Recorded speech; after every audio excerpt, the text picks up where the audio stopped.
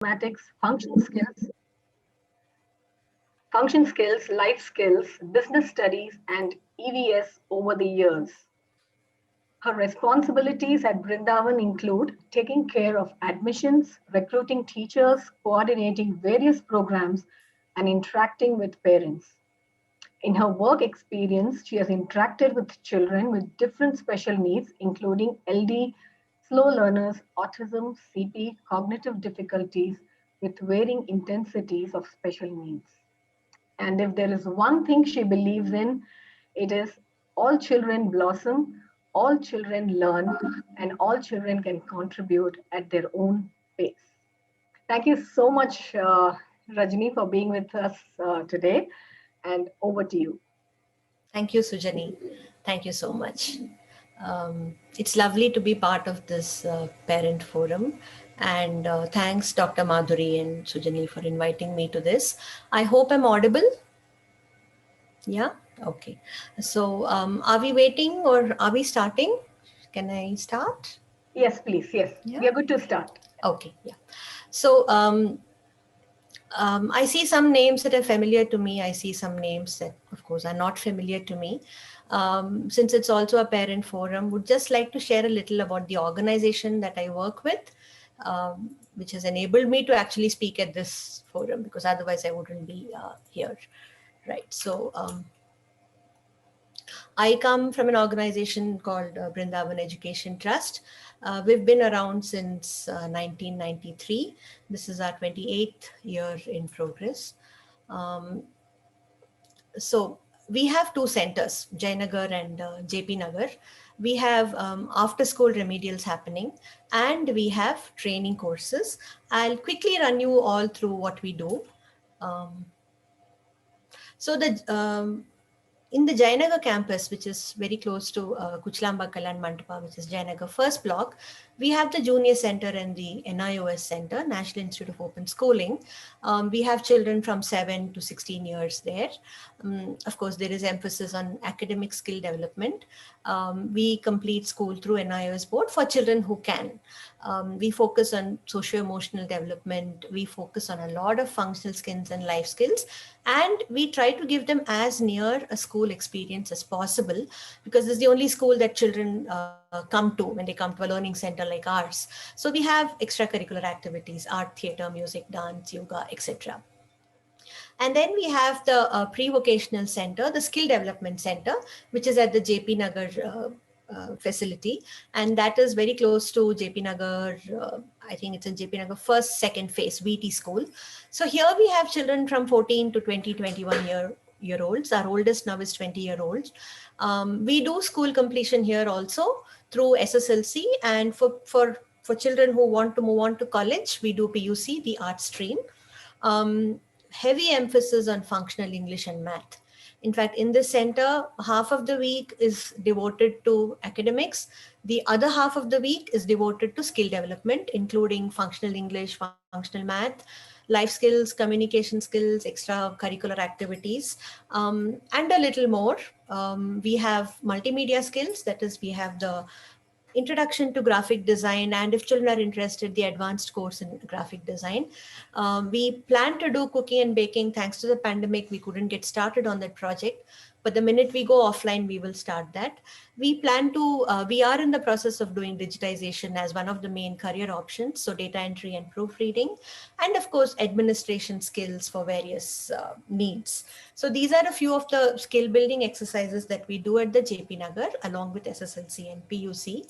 And I just have a few pictures from this. Like, this all seems like long back. We've been working from home for so long now, making lime juice, and we had put up a mela in our first year of pre-vocational, and it was very glad to see children thinking of what can we make. We started off with boys and girls saying, oh my god, we're going to make a table, I'm going to make a puppet. And eventually we boiled down to, okay, what we can make is greeting cards, what we can make is diyas, what we can make is convert the coconut shells to planters and plant a plant in that, and etc. This is our attempt at cooking. Of course, this is in the online mode. And the two posters you see here are made by our multimedia team. That is the children who learned multimedia. I have a tendency to talk very fast. So if I'm very fast, please do tell me. I'll slow down. I'll try to slow down, right? A glimpse of our academic and extracurricular activities. We religiously do everything that children would typically have done in a regular school. So we go to the nearby Madhavan Park and have a sports day. We take them to Rangashankara and expose them to different theatre artists. This is one of our life skills workshop conducted by one of our most dedicated volunteers. We had invited a lady to talk about environmental awareness, and this is our notice board. This is our open day actually. Once a year we have a science fest. Children and parents together make the models. We don't get involved in it, and they come and display it, and we call all the parents over, and that's the open day that we have. Similarly, this is with the senior group. We have a computer lab, and this is Onam celebrations. We took a field trip, and again, a different kind of activity here. Plus, in the senior school, since all of them do home science as a subject, we also let them cook and feed us one day. So this is it. This is nothing done by us. It's all made by the children. And this is by one lady who works with Intac had come to give us a talk, and this is one of those. So that's a glimpse of our extracurricular activities. Besides the main section where we have, when I say main, I'm referring to Jainagar and JP Nagar morning sessions, where that's the only school children go to. We also have after school remedial section at two places, one in Jainagar first block, another one is Malleshwaram. So typically children who come here are children who go to a regular school, and then they need that extra intervention, extra guided support, and we help them through that. So in the early years, it's early intervention, and then we move to skill-based, and then focusing on curriculum. And then we also do very focused coaching for NIOS Standard 10. And of course, part and parcel of the whole thing is study skills and time management skills, which keeps happening. And this is a view of the academic and extracurricular activities there in the remedial section. We've been around for, as I said, around 28 years, and a staunch believer of we need to empower as many people as we can and share whatever knowledge we have, right? So we have 3 courses. One is a course in specific learning difficulties for mainstream teachers and for teachers who want to get into special ed. One is targeting the early year teachers, grade nursery to grade 1, 2, a session on inclusive practices, because there, in fact, we want all our children to be in mainstream as much as possible, especially so in the early years. So this focuses more on inclusive practices. And then we have a very dedicated parent training course running for a period of 10 weeks. So typically we don't take too many parents in this. The maximum we would like to take in that is 10 or 12, because each parent is assigned to a mentor who helps the parent work with his or her own child. So if I enroll for the course as a parent, I would be working with my child with Brindavan's support. So it gives you an insight into what your child's difficulties are, what are the challenges therein. And in fact, all these, we've had a minimum of 10 offerings. The SLD and inclusive practices have been longer, and the parent, we will be soon starting the 12th or 13th module there. So that's our training, and these are some details about us. All this information is there on the website anytime you would like to, and any numbers that you see on the website, you can call and talk, and we'll be able to help you with that. Right, so that's a little bit about the organization that I come from, which has empowered me to reach this level. Thank you, Sujani. It's nice to say your name because it rhymes with my name. I was, that was actually going on in my mind. And, there's some, I have a very personal experience dating back to school, which I think I would share it with you offline. Sure. The 2 names. So, let me straight away jump into, the topic that we are here to discuss today. First is how should the upbringing of a child with special needs be any different? Now, what are there strategies for the younger children versus young adults and teenagers? Yeah. I think today's session, we are mainly focusing on life skills and life skills specifically to do with children with special needs. Um, I think the upbringing of children with special needs should not be any different from what we would with our children without special needs. And I think it's primarily because, a child with special needs may spend part of a day in school where he may be in a special learning in a class like a resource room or an outsourced room, or he or she may be going to a learning center where there are only other special children around and a team of very dedicated committed teachers who understand the child's needs. But then outside these 5-6 hours, most of the things that he sees are what typically all children see. So that the day-to-day situations that come to this child are what the other children face. And just for that reason, the upbringing in terms of expectations should not be different.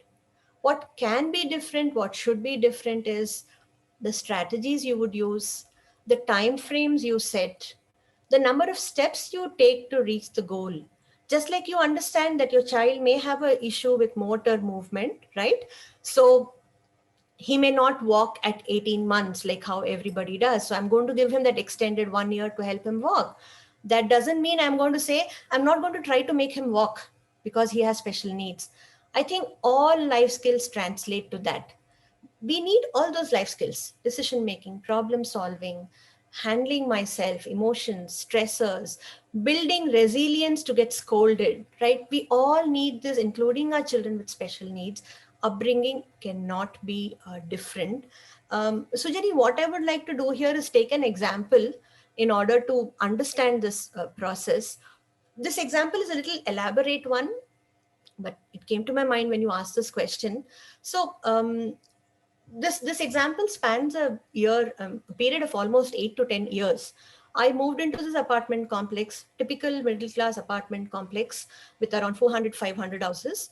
A group of boys and girls always playing downstairs, 4 o'clock, 5 o'clock. And there was this boy who was different. I generally don't use labels. I generally don't use the type of special needs, but I'm consciously using it here just to convey that whatever the special need may be, our approach is primarily the same, right? So this child, autism spectrum, severe autism spectrum, no issues with physical movement, socio-emotional issues, cognitive issues, right? So at 9, 10, you know how boys play. It's like hide and seek, or very disorganized. Nobody is a leader, nobody is a follower. All of them are either running towards something or running away from something. So he was very much part of the group. He was much in demand because he was very, very agile. A ball was thrown, he was the first one to go and pick it up, right? So that continued. 12, 13, boys and girls start becoming aware of themselves, right? So then slowly the exclusion started because our boy wouldn't follow rules, wouldn't understand it. If somebody says that's not our turn, don't go and pick up the bone, wouldn't understand that. So started getting slowly excluded, and in a very mean way sometimes. Boys being boys and girls being girls. You know what? When he comes to play, they would say, we're not playing today. We're all going back to our house. And they'd quickly go and run and hide somewhere. The minute this boy goes, come back again, right? Or if he continues, rudely tell him, listen, you're not part of the team. Go and sit outside. And the mother was watching all of this from her balcony. 13, 14, 15, ekdam, you want to look cool, right? You don't want to be seen with people who may look different. So automatically differences started coming in. It's gone to the extent that the mothers of girls have gone and told the mother of this boy that he doesn't know how to maintain distance. Please keep him away. Don't let him out. And the mother said, I am giving my son theory sessions in my house, 1 arm distance. You were close to this girl, you went and sat next to her when you were 10. You can't sit next to her now when she's 14. But the practical lessons is what he will learn when he is with your children. Teach your daughter to tell him, don't come near me, with a stern look on her face. He doesn't listen, teach your daughter to walk away. So the response was, no, but he will get hurt, you will get hurt. She doesn't want to be rude. So then she worked around that, right? Interestingly, 16, 17, he was given a new phone because his boundaries extended. And our man is very nice, very happy to have the phone. Walks around happily asking, Auntie, give me your phone number. I want to save it. Da, give me your phone number. I want to save it. Kavita, give me your phone number. I want to save it. Again, questions go back to the mom. And the mom says, what would you do if somebody else comes and says, we'll tell them we won't give you a call on my landline. So tell him the same. Why are you not doing that to my son? He will understand it. Don't assume he will not understand it. And the most impressive part was, this family comes from a regular middle class family. Dad is working, mother chose to be a homemaker, sister went on to do higher studies abroad. Our boy had this fascination, I will work in a hotel. I will work in a hotel. Given his skill set, when he wanted to start working at 18, 19, and they knew that school was done with, only the entry level hospitality job was possible. So they got him trained with a vocational center that gave him this training. I'm talking about 6 or 7 years ago. And then the first 6 months, he would get dropped, picked up. And then the family realized this boy likes the job. In all likelihood, he's going to stick on to the job. He's 19. I need to train him to go and come by himself. And the amount of effort that has gone into making this child independent. It's taken them 8 months. Things like going with the boy every day. After a month, telling him, you sit there, I'll sit 3 seats behind, right? Making friends with conductors along the route, taking their phone numbers, making friends with people who stand at the bus stop at that time, going to the hotel and talking to that person and saying, you know what, my son comes around this time, but he still hasn't figured out how to reach your office hotel. Can you please make sure his friends come? All those people, हाँ auntie, हम आके खड़े हो जाएंगे. Listen, I mean, he's entering the entry level of hospitality. So the primary language of communication is Kannada and Hindi. नहीं auntie, हम आके खड़े हो जाएंगे, हम इसको ले जाएंगे. And she did it. This mom did it. This boy was so fond of that workplace that he would wear that badge even on Saturdays and Sundays. And the mother would say that anybody asks him where you live, he would say, I live in this apartment complex. I'm very happy there. And after 5, 10 minutes, he would also start saying the bad experiences. That is when the mother had to say, no, let's not talk about that. Was anything different in the child's upbringing? No. He was sent out to play, to be with the others, to get hurt like the other boys and girls. All of us get hurt when we grow up, as we grow up, even after we are grown. I don't say I'm grown up, I'm still growing up. Even now, I get hurt on days when my colleagues are not nice to me sometimes, right? So it's a, upbringing has to be the same. Did the child realize he was being hurt? Sometimes yes, sometimes no. Did the mother realize he was being hurt? Very much. The family used to actually go to a counselor because they couldn't sometimes see what was happening to this boy, and they wanted it's like a dilemma. You send the boy out, this will happen. You don't send the boy out, life skills don't happen, right? What was the end result? Independent adult, contributing in his own way, had his share of good and bad, maybe more good, maybe more bad, doesn't know. But then we have a happy boy at the end of the day, happy young adult. No, so upbringing shouldn't be different, should be the same. Strategies can be different, will be different as you advance over the years. That's my belief. Okay. There is one question here from a parent which I would like to take now. This is from Mr. Ram. He says, our son is 17 years old, doing 12th through NIOS. We're not clear what is the next course he can do or skill he can learn. Can Brindavan training program help us to identify the same? Sure, sir. You can get in touch with us. We'll see the kind of subjects he's done and talk to him, interact with him over a couple of sessions. And probably we can look at what could be the next course of action after that, because we are also moving towards employability skills slowly. So we could jointly do that process.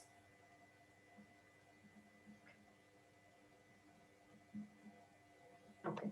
And going ahead, since you were also mentioning about life skills, is there a particular age that that a parent needs to start focusing or building life skills in the child, because I know it's different when the child is young. It could be as something like processing an information or an instruction that the parent is asking the child, and to when the like you gave an example of this young adult going to his office, and there the life skill is about how he independently can travel to work and come back, and the parents, they're actually with the child, with the youngster, going to the office every day, dropping him and picking him up. So is there a particular age, depending on at which milestone the child is? You're always asking me chicken or the egg questions. Which comes first? um, I mean, we keep having these conversations because, as I said, life skill is a very important component of the entire Brindavan program. Um, Life skills and maturity are like go hand in hand. They feed into each other, right? So the more maturity a child has, there are more chances that he or she will pick up that life skill faster. Could be decision making, could be, okay, I'm angry now, but I'm in a classroom, I cannot show my anger. The teacher didn't ask me, but I know this question, I want to answer, right? Again, decision making, anger management. When do I start this process and tell this child, listen, I'm not going to take your answer now? Um, they go hand in hand, because the more life skills you pick up and internalize, your maturity increases, and your maturity increases, and hence you grasp more life skills, right? There is no ideal time and there is no bifurcation. It's not like, okay, right now I'm focusing on academics, or right now my son is training for the sport which he's very good at and he can really get into the special needs category in this. Let me finish this and then learn how to manage his anger, and then learn to make him independent and say, listen, these are the tasks you need to do before you log into the class. No, they're not independent of each other. It's a very constant process. When children are very young and you're training them how to walk, you get them to walk for like 2 minutes, and they want to be lifted up, right? And they know whom to persist, whom they cannot persist with. At that age they know, if I continue to wail, and if I'm with this person, he or she is going to lift me, and if I continue to wail, this person is going to ignore me, right? So there is no ideal age. It all is, how much can I insist, at what point should I stop insisting? If I were to give you a typical life, classroom situation, this child has put his hand up.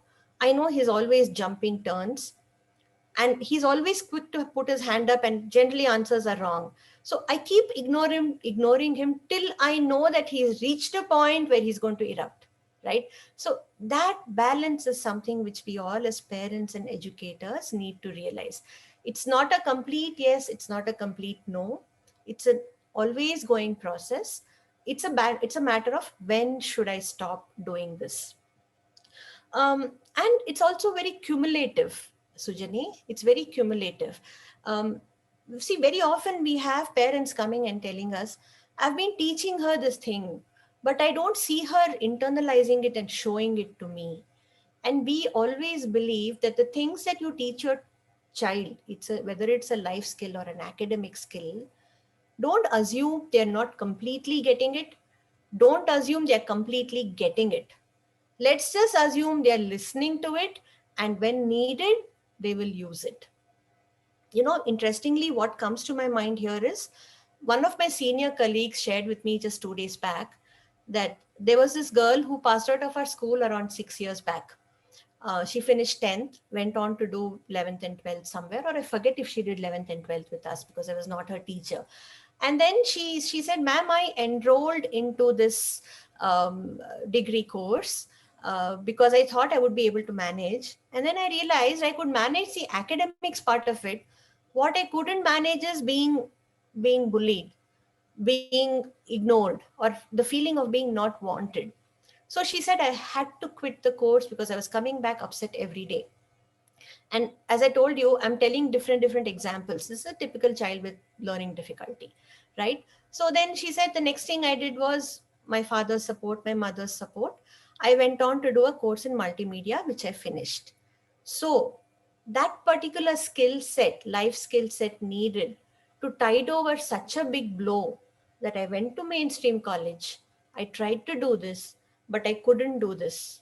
And moving on from there and doing a multimedia course. So, all those coping with my emotions, coping with my stress, probably coping with the parents' disappointment. What do my friends think about me? Right? Self esteem. Did that girl pick it up in that 1 month when she went through? No. She probably picked it up mainly because of her internal self resilience and what she's been taught over the years. Empowering parents, empowering schools, right? So there's no typical age where you start life skills. It's a constant process. And they get internalized when a practical situation comes. And none of us know when that practical situation comes, how it comes, right? You need to be there to face it. Um, in fact, what's the time? If I could give you one more example, because I've been giving very positive No, please, examples, please go ahead. right? Yes. See, in this process of building life skills, because it's a closed parent forum, and because one of the very oftenly asked questions is, you know what, typically growing kids know when they are taken advantage of. I'm talking about things like physical abuse, right? But my child, I send him out, he may be physically bullied, he may not know how to come and tell me. How do I send him out, right? Because his friends are not, may not come and tell him that, auntie, this is what happened to him when he went out. So this friend of mine lives in Bangalore. Like the first parent, has believed that the only place where my son is going to learn life skills is by being out. So this boy was around 12 years of age, very comfortable going out, the same set of friends. One fine day, the mother said, I don't know why, Rajni, I had to go out and look for him. I don't know why I had to go and look out for him. So she took her cycle and went and looked out for him. And suddenly she finds him coming from a little, alleyway in a very disheveled state. She said, I was like ready to faint and fall there. I didn't know what had happened to my son. Fortunately for me, two of those boys I managed to nab, and I asked him and I got the story out. Same group of friends, right? Everything was okay. One fine day this happened. And she says, I know this happened only this day because if it had happened before, I probably would have gotten to know from somewhere else. Next came the question, do I continue to send him out? She says, I have been talking to him about bad touch, good touch, inappropriate, appropriate for so long. How come it just didn't realize to him to run away from the place? She said next evening came, it was 4:45 and I'm waiting because I know my boy will want to go out. This is an ADHD child with a little low cognitive abilities. And she said, sure enough, 5 o'clock he came and asked me, Mummy, I want to go out. And she like oohed and ahed. And she said, I had goosebumps when my son told me, Amma, I know yesterday what was bad touch. I know what to do when bad touch happens. I still remember that moment very, very vividly. She said I didn't know what to do. I had to send him. I had to trust him. But she said I had to put a little more checks and balances. When he was 6 and 7 and he would go out, I would go out every half an hour seeing if he was there. I had stopped it because he was 11, 12. Now I know I need to go. And then she said, now I'm going to talk to 3, 4 children who came and talked to me later on and said, Auntie, we are very, very sure this is the first time it has happened. It has not happened. So she said, now I'm going to involve his friends, right?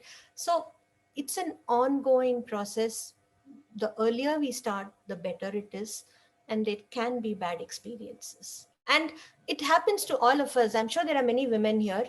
How many of us have gone by public transport and can confidently say I wasn't groped? I'm going to put my hands and legs up and say, yes, I remember what I did. Right? So these are experiences and we have to uh, learn to handle it with our children.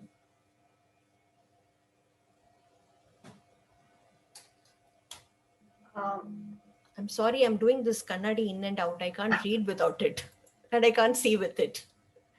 No, so just Yes, adding to that, again with life skills, with my neurotypical child, the upbringing is automatically very different. And are there any specific strategies that I can use for my child with special needs? Um, Yeah, as I Anything said, that can help? Yeah, our yeah, parents. yeah. See, as I said, um, see, probably I don't like to use such words, but in a forum like this, we probably may have to use children with special needs, children without special needs. Now, children without special needs, you're mainly talking to your child, you're raising your child. I think the first difference when you talk about raising your child with special needs, in a way no different from others, is you're actually teaching the village how to raise your child. You know, we keep hearing this phrase, it takes a village to raise a child, right? You need the community's support, you need the society's support. And like anything else, you don't get 100% support from everybody.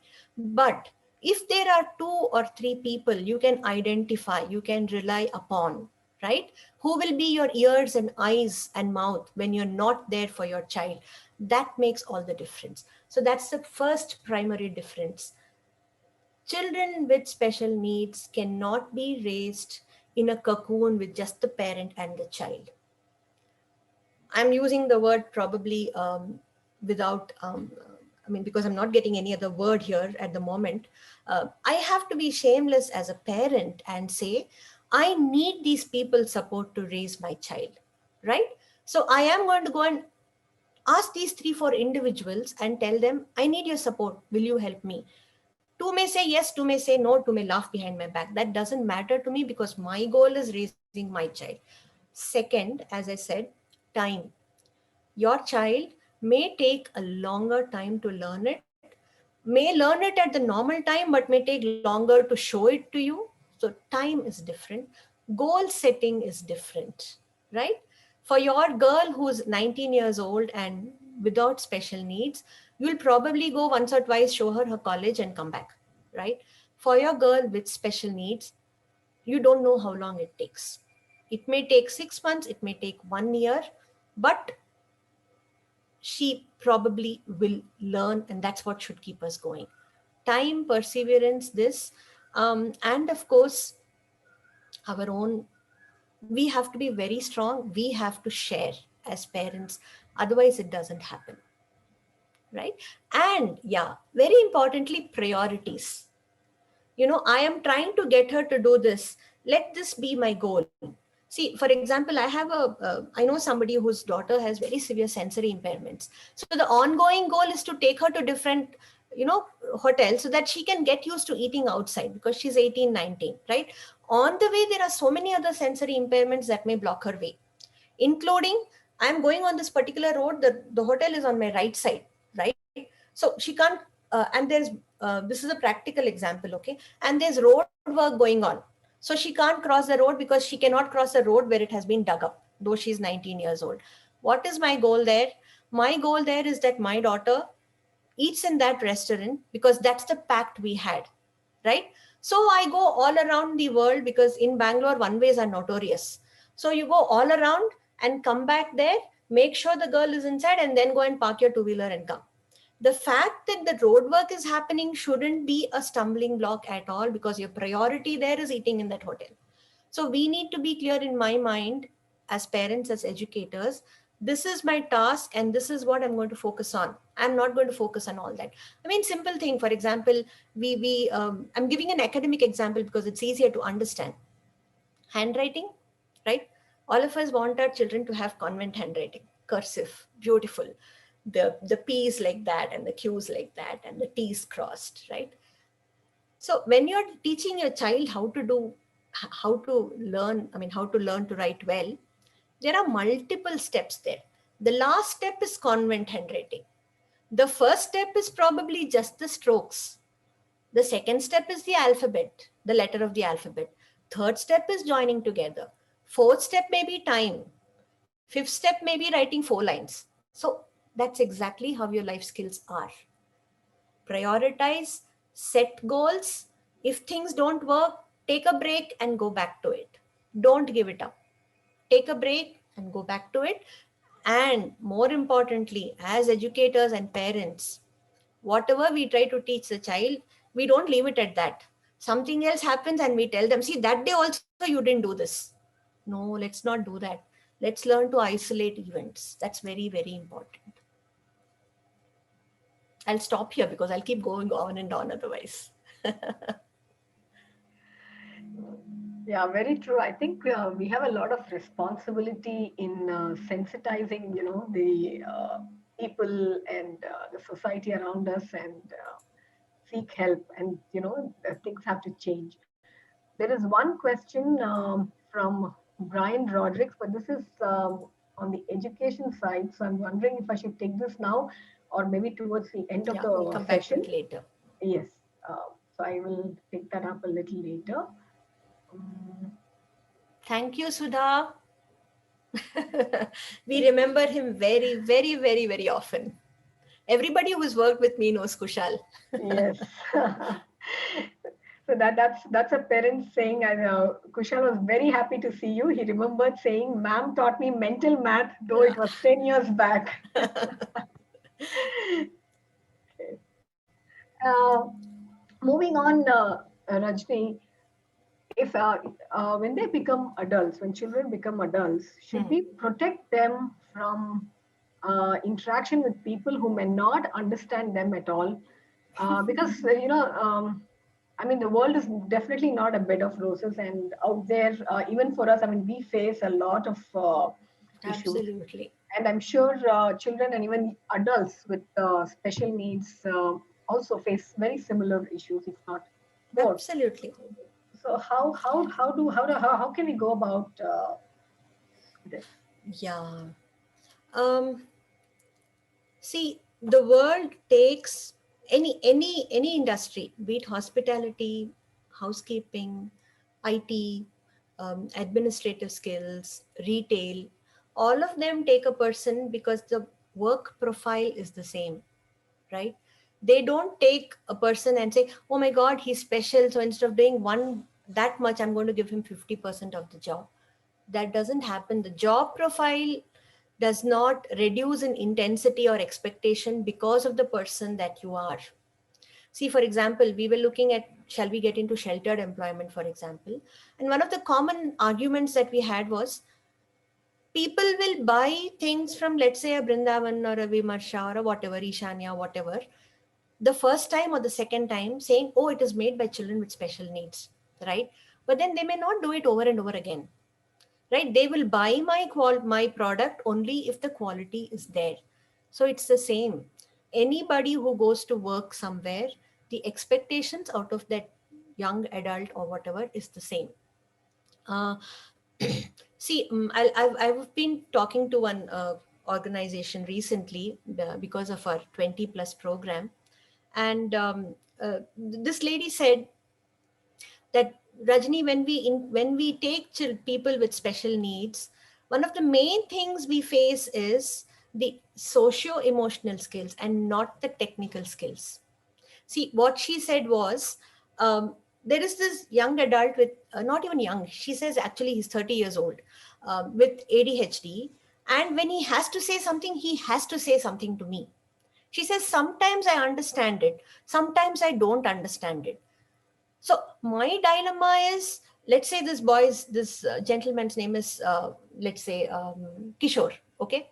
My dilemma is, if it were somebody else who came and asked me, I would tell them, listen, boss, I'm busy now, come later. Can I say the same to Kishore? Should I tell him come back later?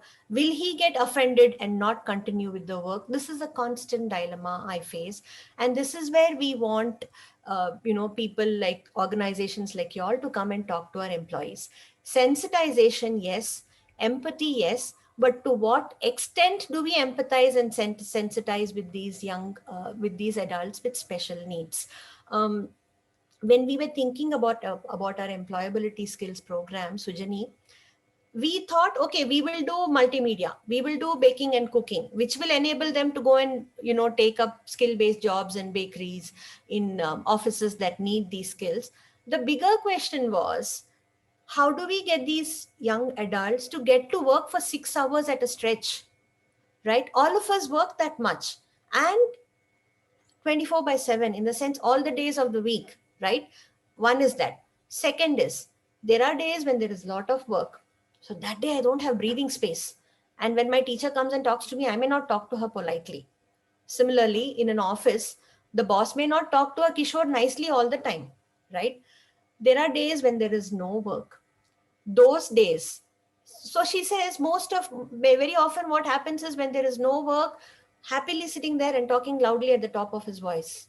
Doesn't realize that no work doesn't mean that we do what we want. We still have office regulations, which we have to follow, right? So how do I convey these, because it's not getting to him, and I don't want him to leave because of this. So that no work, less work, but you need to be self-regulated enough. And little things like these are what parents who I see a couple of parents I know here whose children go to work. Little things like, when we set off from our home to go to the workplace, okay, I estimate a time of 15 minutes. Sometimes it takes me more than that, half an hour. So when it is half an hour, depending on what my special needs are, I may go very flustered to work, right? Or I may not realize I'm late and happily waddle in and say hello, hello, hello, whereas I don't know my boss is fuming that I'm late, right? How do you handle these situations? Only by reacting or responding, not reacting, only by responding to them the way you normally would to your young adult or whatever, teenager at home without special needs, right? 8 o'clock is dinner time. If it's a child without autism who tends to kind of push the dinner time, 8 o'clock is dinner, you have to be there. You don't come till 8:30, I'm packing the kitchen, I'm closing it. You howl, you wail, you throw a tantrum, not my problem, right? I've heard mothers come and tell me, ma'am, my husband doesn't realize that he can scold my older one, he's normal. He should not scold my younger one because he's special. I tell them, why? Let them see your husband's anger. You also show your anger towards your younger one. Why are you controlling it? Because that anger will come out as something else to somebody else, right? So our interactions, the way we respond, should generally, by and large, be the same as it is. See, aren't we sensitive to our other children who don't have special needs? We are, right? When he's upset, we don't scold him. When he has a tiring day, we don't call him for help. When he comes back with low marks, we console him. Do the same to your child with special needs. Because only then, when he's a young adult, we can look at him being employed. See, even if you're looking at sheltered employment, rules remain the same, right? The only difference is you may have more empathetic a team. So the rules remain the same. Um, I think of this girl here. She was with us till she was 13, 14. This was like quite some time back. At that point of time, we didn't have these other programs. We had only NIOS. We weren't really geared towards working with a more inclusive population. So she left us, but the mother has remained in touch with me. And 1 year back, she was very, very happy. She called and said, ma'am, today is a eureka moment for me because it's a Tuesday. I'm out and my daughter is alone at home. I've reached the stage where I'm like other mothers with children. I can leave my house out and come for 1 hour. It is my time. I told her, explain to me because I want to understand, right? So she said this girl became around 17, 18. A very difficult, a girl with a difficult temperament, right? But the mother wanted to do a course. She said, more than me wanting to do a course, I realized that I've reached the stage in life where I should be able to leave my daughter alone at home for 2 hours. And all alone, I've been thinking she may not be able to manage. She may not be able to manage. She said she saw some YouTube video somewhere which made her think on these lines.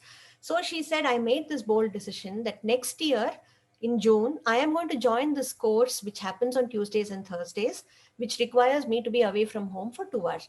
So she said, I started preparing 8 months back. And the preparation was immense.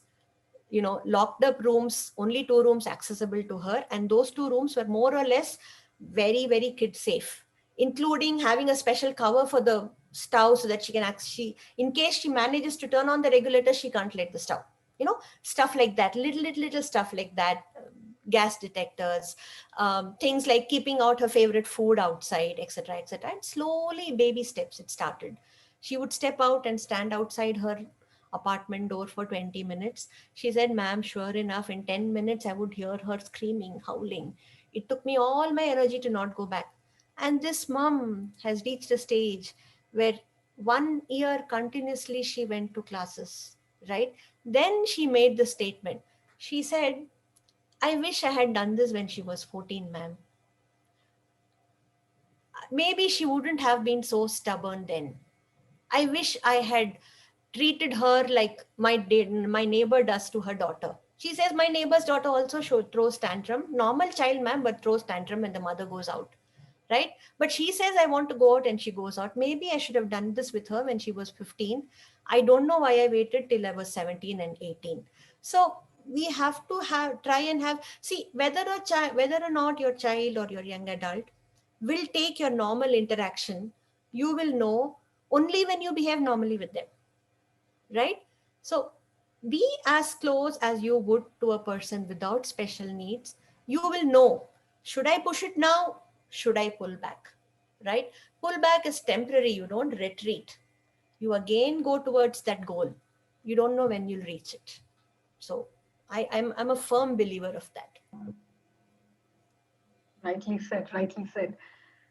That's on one one side, and on the other side, there are parents whose son or daughter are 20 or 25 years old, and according to them, they feel they're done with studying. Instead of putting them through difficulties and sending them to work, Yeah. they don't want them to earn. So they feel, let them be at home, aram say, why should they struggle? So because we do have parents with that attitude, and whose thought process is very different. What would you say to that? See, again, I think if your special needs child is not exposed to this, Mm. I think primarily as a parent, as an educator, we haven't tried, is what I would say. I think you're taking an example right from my head, Sujani. This happened with, I mean, all of you know of Antarbhava, right? So Mrs. Janki came and asked me, and she said, "Rajni, I'm looking for a young adult who would come and help us out in our store. Do you have anybody in mind?" And I mean, this child isn't with us. He left us 5, 6 years back. Incidentally, the father had got in touch with me 6 months back, and he said, "Ma'am, I'm looking for options for my son." So I got back to him and I said, "There is this thing. It's like a small workspace. They know him. They will guide him well. Will you please? I want you to really consider it." 1 week, no response. So I called a week later, and I asked, and the boy picked up the phone that day, and he said, "ನಾನು ಅಂಗಡಿಗೆಲ್ಲ ನಾನು ಕೆಲ್ಸಕ್ಕೆ ಹೋಗಲ್ಲ," which means I will not go to work in a shop. I want to work in a place that has 6 people. I don't know from where he got this idea. I want to work in a place where there are 6 people, and that is called office. I will not go to a shop. So I tried reasoning out with him. It didn't work. So I spoke to the father and I said, "Sir, nim dodmaga, your older son goes to work, and you told me that with him also you had to push him because he didn't want to get into work when he was 20. Why aren't you pushing this boy?" You know his response? On normal agidda, ma'am. I could push him. I could force him. He's a special child. I cannot force him. So I tried insisting with him, but unfortunately it didn't work. Somewhere we have to do sugar coating. Sometimes non-sugar coating doesn't work. So I was like, "Sir, next time you tell something to him, don't tell him angadi, don't tell him shop." There are so many beautiful words around. Google is full of beautiful words, right? Use some nice funky words and do a lot of sugar coating, or just take him along one day, or leave it to us. We will see if we can coax him into it. Slowly take him like a field trip for 2, 3 days and see if he likes the environment, right? There are different ways of going about it, because I don't know why, but I very firmly believe that it could be ID, it could be cerebral palsy, it could be muscular dystrophy, it could be slow learning, it could be LD, it could be ASD. Every child above 1920 has the ability to contribute. When I say contribute, it may not necessarily mean earn revenue. earn income, right? You get on this girl to do a nice piece of artwork for you, and you say, listen, I'm going to go and gift it to that friend who will hang it up in her house. She's more motivated to do things like that, instead of saying, you keep doing this, what do I do with this, right? Take it from the child, frame it up, give it, right? Similarly, sugarcoating is sometimes very essential. Sometimes not essential, but sometimes essential. It all depends on how we project it to the child. And I think that's where your family, as a family, what have you been talking to your child over the years? Again, it goes back to goal setting, right? See, children who come to learning centers such as ours and many others, science is out of question, right? We generally don't do science because the kind of science, the demands the science has on the academic side, we're not able to satisfy. But if your child at 11 and 12 is telling you, I want to be an engineer, somewhere we have to break that false reassurance and tell him somewhere in a nice way, you know what, we'll think about it. Let's see what engineers do and let's see what you can do in it. Don't tell him, yes, definitely at 21 you'll become an engineer, because we know when you don't do science you cannot become an engineer. That doesn't mean world comes to an end, right? So like this family, I want to work in a hotel is what this boy said. They found, what can this boy do to work in a hotel, right? But if the talk had been hotel, what will you do there? It involves a little bit of dirty jobs. Automatically this child is getting that into his mind, right? So it all depends on a lot of talk that happens in the society that we all live in. Family, the school, the friend circle, that dignity has to be there. That makes things easier.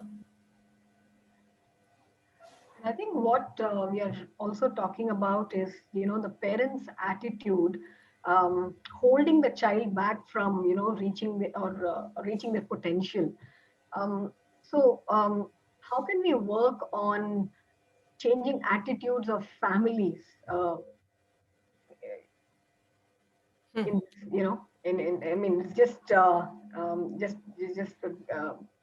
Yeah, continuing from where, you stop. yeah. How do we I change parents or families, hmm, attitude? yeah. No, I think that way, because I've been in special education for 18 years now, I think slowly we are seeing a difference, and I'm very positive about it. And this is not a statement that I'm saying here because I know there are parents here. Um, See, initially we would hear a lot of children coming and telling us, a lot of parents in fact telling us, we tell our child, don't go and tell outside you're going to Brindavan. Tell them you're in Kumarans, tell them you're in Florence, tell them you're in industry. Because Brindavan is not a big name, Brindavan is a special school, right? Slowly we see that changing, and that's where I think, organizations such as yours, Sujani, Mitra for Life, play a very big role. The more um, inclusive spaces we create, and the more inclusive environments we believe we build, that is when everybody is going to become more aware. And I think that's truly a parent role than a child's role. And it's not just the parents of children with special needs. And that is why when you're raising your child with special needs, you're raising a village. If each of us can take on as a goal that I am going to be very frank with two friends of mine and let them know the kind of difficulties I face, the kind of difficulties my child faces, then I have educated two people against zero. See, when I share that I have this difficulty, I am becoming vulnerable. I think that's what holds back us parents. That when I am saying I have a child with special need, I am showing my vulnerability to somebody and I want to be seen as a strong person.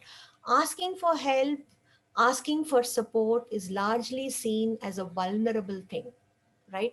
I think we need to get out of that. If each of us says two, right? So, the first time we had a Mela, for example, lot of parents who bought in their friends were parents with special needs, right? Were parents of children with special needs. So what we had planned for the next Mela was, Sujani, next time we have a Mela, right? Or next time we have open house, because we are a very small center, we can't have too many people in the classrooms. What we decided was, we will tell each parent, you get another parent, but of a child who does not have a special need, right? Because you can't, you, me, all of us here can stand on the top of the rooftop and say, I need a space for my child in the society. But our voices are not heard that easily, right? People have to see us at work. People have to see us as what we do, what we can do, what we do. And that can only happen by involving them, integrating them with us. It's not always the other way. It's not that a mainstream needs to integrate me as a special child. It can happen the other way. In my special center, when I put up an event, I want one parent to come with a parent who is not of a special needs child. Then I have shown one parent. She or he may go and talk about it, right? I think that's how you go about bringing about a change in the society. And I think if there are other special educators here, which there are, we are moving towards it. And we'll take a few questions from the chat box, Rajni. Hmm. This is from Nishat Kirmani Ali. She asked, coming to behavior issue of special teen throwing and breaking gadgets, Hmm. which is so dependent on the Hmm. special teen is showing in pics of the behavior and its repercussions. This behavior has been repetitional over the years, not often though. The triggers have been a general instruction to follow the daily schedule, which is given on a daily basis. Hmm. But one day it has not gone well. Hmm. How does a parent come over the fear of it being repeated? Hmm. Um, so we're talking about what age here, ma'am? Uh, Let me see if the age is mentioned. Okay, so if I get it right, No. your special teen special needs generally is okay, but the day things are not okay, tends to take the gadget that he's dependent on, right? Is that what you're asking me? And so how do you get over the fear that it may happen again? So Jenny, is that it? Because my thing I'm not able to read, but Uh, somebody has said yes, absolutely. yes. Huh. So yeah, unfortunately or fortunately, this is a very repetitive, recursive thing, you know. And again, I think here the pandemic, for example, the gadget is something which we all need now. Um, One thing is there any way you can make sure that your gadget can be made as fortified as possible? There are lots of things that you put on your gadgets that even when the child throws it, it doesn't break completely. Second thing is, um, if you can delay replacing that gadget, right? We must do that. What did our parents say when we broke things, right? We were told, and all of us have broken at least one or two things when we were growing up, special needs or not, right?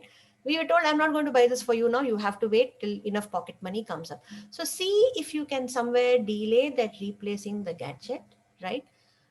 If it's a child with on the spectrum, the ABC thing really works, right? Sometimes you're not able to find out what caused this behavior, but consequences really help.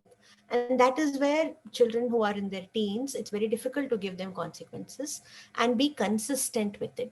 But the only thing that will work is being consistent with the consequences you're giving him or her. And fear is important as an educator, but you will have to kind of see this happen very often, or am I just imagining that it's happening once a year, right? If it happens once a year, then for some time you have to say that till he's out of these terrible teens, I am going to have to buy the best, cheapest gadget possible, give him this, and then keep doing it. So see if you can see if you can change his behavior, sir. Then when he has his phone, see if you can give him Does he need his phone and his laptop? Does he need his phone and his TV screen? Um, Right? yeah, No, there is a reply. Yes, absolutely. He has a set behavior to throw the yeah, phone on the laptop or the TV screen. yeah. That's Laptop what for his online classes and that's what I'm asking phone him. otherwise. Does he need his phone when he's on his laptop? He may not need it, right? So you will have to see those checks and balances, which will ensure that you can give him only that much at that particular time. And see what consequences you can give him for getting into that set behavior. Can you see if you can break that set behavior? Because he's working from home now, can you see when that is going to come? That behavior which is going beyond breaking point, right? Um, See, very often what happens is questions like this will need a more detailed history of what was happening with the child. What is the kind of class he is in? Which is the class he tends to do this, right? Because it's generally you find out what is the reason, right? So we'll probably have to do this in more detail. But what I can say is, if it is a set behavior, there are ways in which you can break the set behavior, and that is basically done through the way of consequences. If it's children on the spectrum, taking away things that they like really helps. And that's not easy, because taking away things that they like will lead to a tantrum, right? So you as parents, as older siblings, will have to be conscious that you will have to handle that extra temper, extra tantrum. Sir, I'll be glad to talk to you after the session, because this needs a little more input on the onslaught of this behavior. Is it because of lack of physical exercise? Very often that happens. Sometimes there is so much of physical energy that is built up, that the only way I can dissipate is through anger, is by shouting. So every 1 hour, can I have a real nice workout, on the spot jogging? Or if it's the kind of child for whom a drill like counting from 1,000 to 1, it takes up a lot of your energies, right? That. And sir, because you got the word fear, I don't know whether it's sir or ma'am, very often when we show that I am scared, I am nervous, children latch on to it. It's very important that I have as much a poker face as possible. And children picking up on your emotion at that point of time is a trait, whether with special needs or whether without special needs. That ad that they show about a man shaving and his wife going and asking him for a sari or something at that time, and him saying, that's not false, sir. We all pick up on emotions. She knows at that point of time her husband is not going to say no. So she goes and asks him. Your teenager is like that. He may probably realize you're nervous, you're angry, and may pick that up. So try to keep that poker face when you're talking about consequences. It's very, very important. And that helps very often. We've seen as teachers it helps. And I think you've also answered the question that another parent has raised about them repeating the same thing over and over again, almost 100 times, like TV. He will say, "I want to watch TV over and over again." Sometimes want to escape by saying, "I want to go to the restroom," or even going out. So Yeah, time is time. Special needs child or otherwise. Okay, 1 hour, maybe 1 hour, 5 minutes. But the negotiations at some point of time has to stop, right? And that for children with special needs, for example, you may have to start the negotiation as the time approaches. Have a 45-minute buzzer, have a 55-minute buzzer. And at 1 o'clock, you have to switch it off, put on your poker face mask, go around doing your jobs as if nothing has happened. Your child is not angry. The only thing that helps this is consistency. Doing and conducting your consequences. You give in one day, the child will know tomorrow also my mommy will give in. My daddy will give in if I insist, right? Okay, there may be special days when you may give in. That's a different matter. But as a routine, if it is happening, we need to do that. And sometimes, very, very rarely, we hear that, ma'am, nothing is working. Then maybe we have to change tact, or maybe the time of consequences still has not come. We may have to wait for some more time.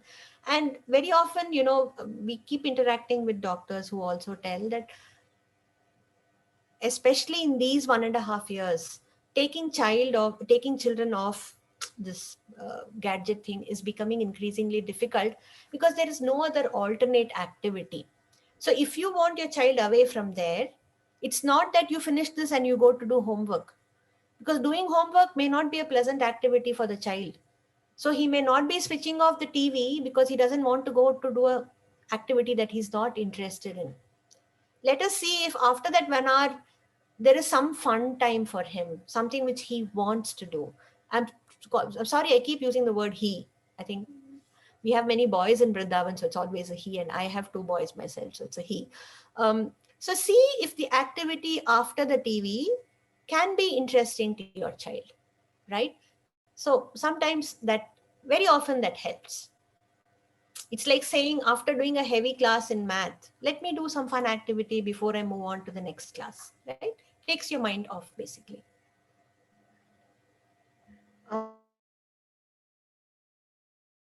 From Mr. Karthik. They say my son has ASD with learning difficulty, is very stubborn in becoming a pilot. He needs to study math and physics, which according to us is near to impossible as his math skills are below par. How do we convince as studying math and physics is going to put his confidence levels, further down? Yeah. I didn't get the name of the parent, Karthik, right? Yeah. It is from Karthik. Yeah, Mr. Karthik.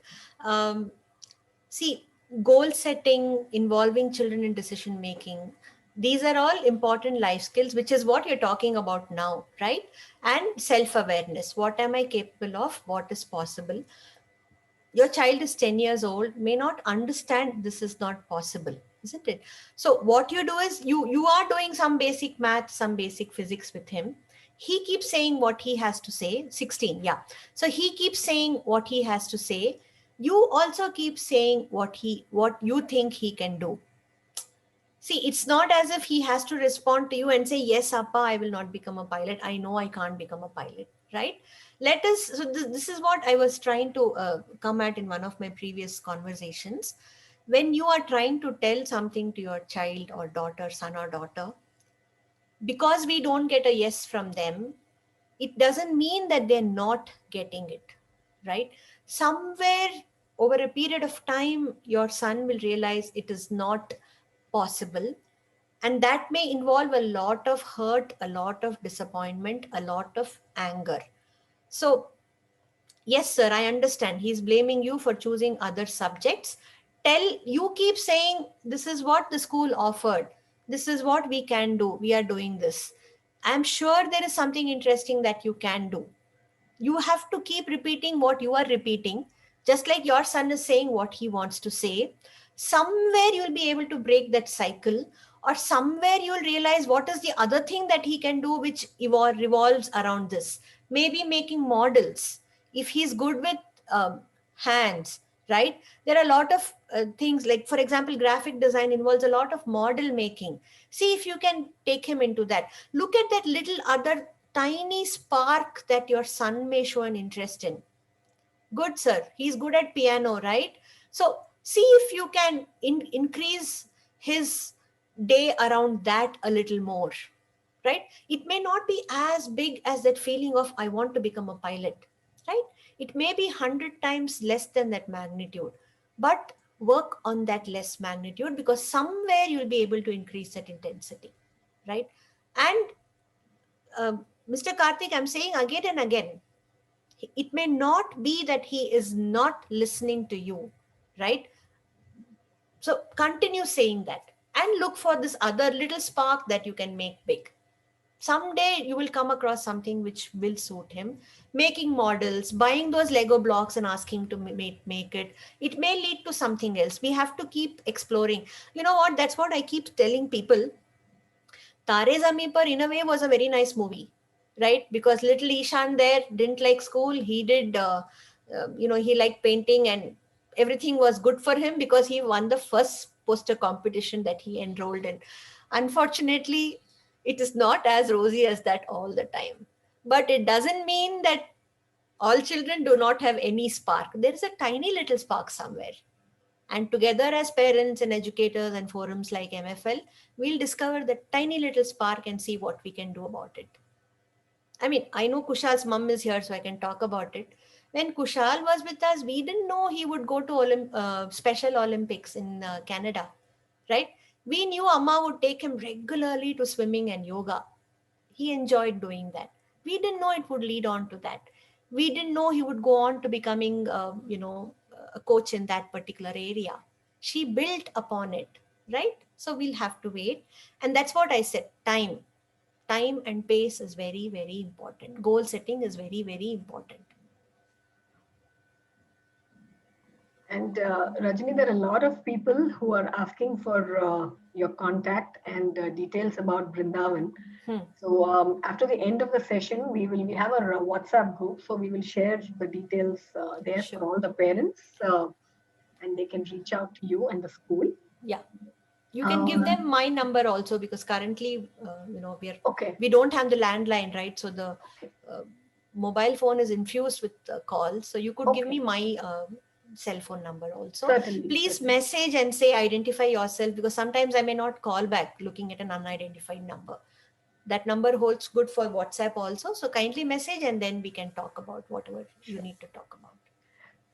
Let me take that question related to education. And I think that was right somewhere at the beginning, scrolling up.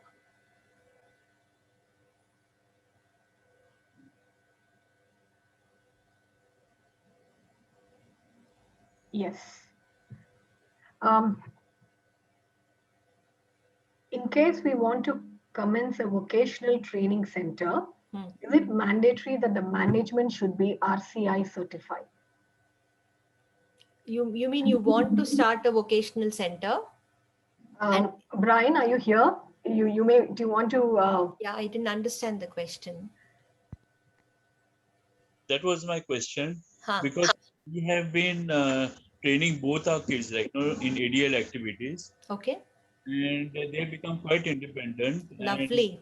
And that there are a lot of parents, who want involvement of their children. So way forward, maybe when things are better or normal, lockdowns, etc.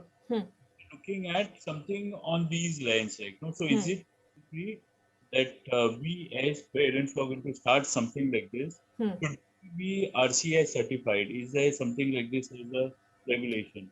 No, sir. No. First of all, Mr. Rodrigues, congratulations.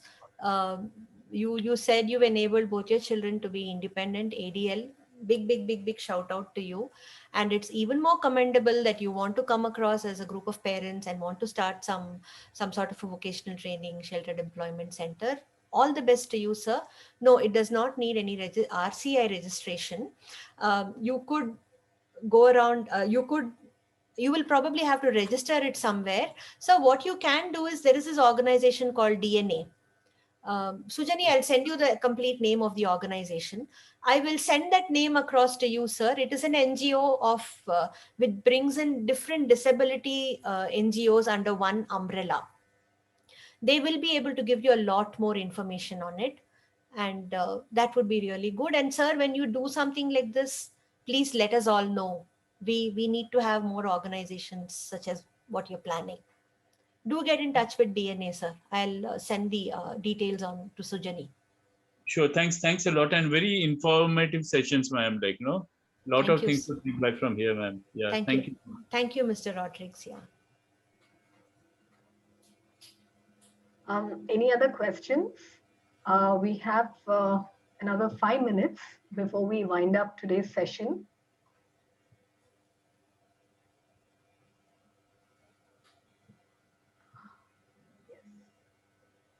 I'm just scrolling through the chat box.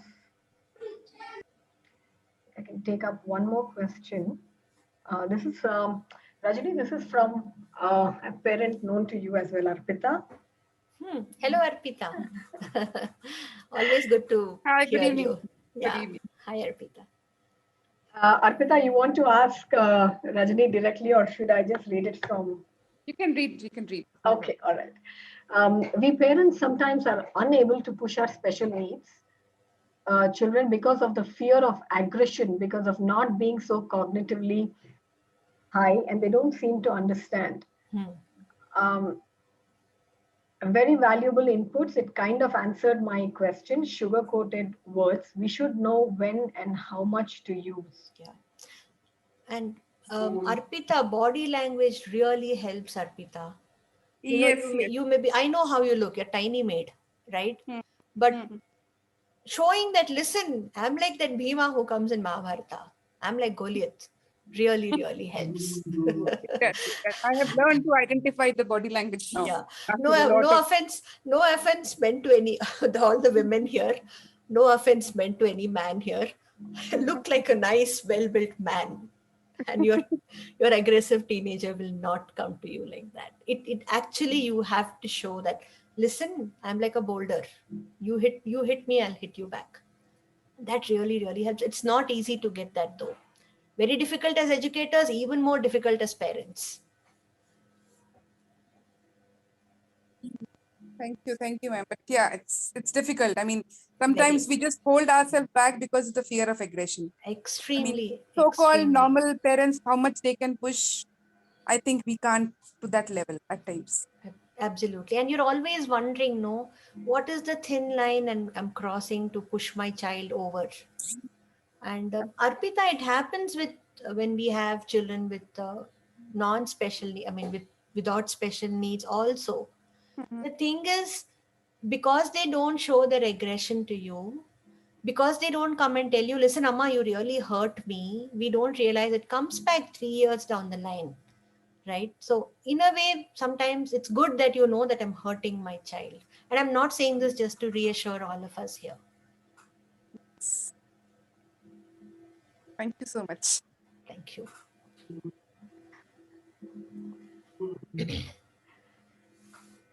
Mr. Roderick says, ma'am, we have 2 lions in the house, and yes, we need to learn how to be firm. Plus, our own health matters. Yeah. Your lions in the picture look very cute, Mr. Rodrigues. Ma'am, can I just have a, Yes. Can I just have a word? I am a mom of 3, and my eldest one is 7 years old, and he's been diagnosed ADHD and into the autistic spectrum. So there's a lot of sensory issues also. But at the end of many sessions which I attended so far with Mitra for Life and other, his school offers a lot of such platforms. Always I had many questions, which I keep asking to myself, which I put forth in the forum. But this is one such session, which is, you have actually, completely explained how it is absolutely normal to neutralize, like to see them just like another, sibling or another friend. Just keep telling them what we do to normal kids. So that is the ultimate thing. Thank you. Thank you, Meera. Thank you so much. Thank you. In fact, I asked Dr. Madhuri that I am very confrontational. I cannot mollycoddle. I can't talk only positive things. I want to share good and bad things. Is it okay? And she said, please do. So, because it's a parent forum, right?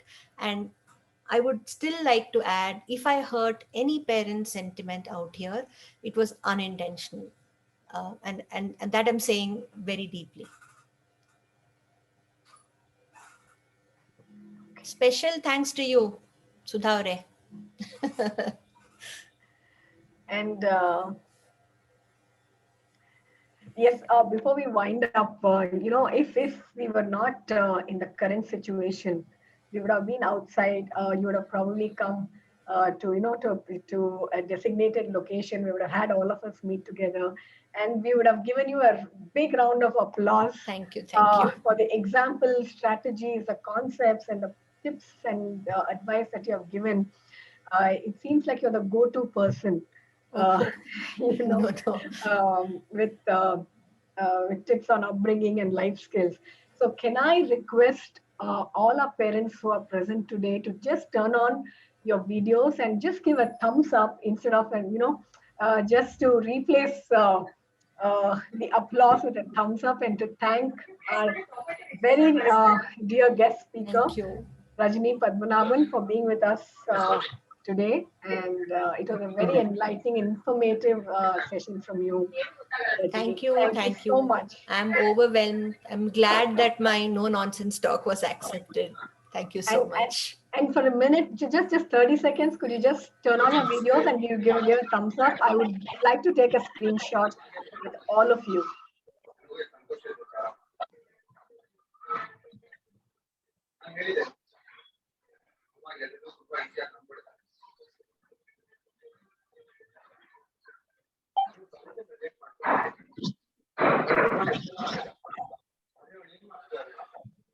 Thank you so much. Thank you. Thank you, everyone, for being with us today. And we will see you all next week, same time. Thank you. Thank you, MFL, for having me over. Thank you so much, Rajani. Thank you so much. It was lovely to be with Thank you. Any parent is welcome to contact me anytime. Glad to share my Thank you so experiences. We'll Thank definitely you. share all the details after this call on our WhatsApp group. Thank you. Thank you. Thank you very much, ma'am. Sujani ma'am and Rajani ma'am once again. Thank you. Thank you, Sudha. Good to see you. Yeah, same here, ma'am. Same. Nice to see all the faces instead of, the black I know. window. Yeah, thumbprint. Thumbprint, yes. Thank you.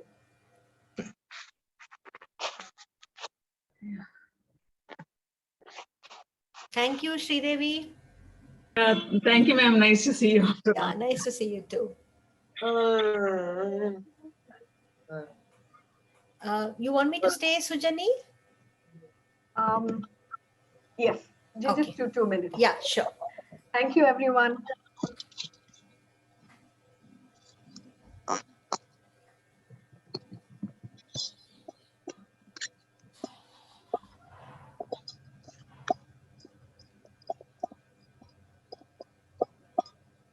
Or it's okay, I'll connect with you separately after this session here, Rajani. It's okay if it's just 5 minutes, I can wait.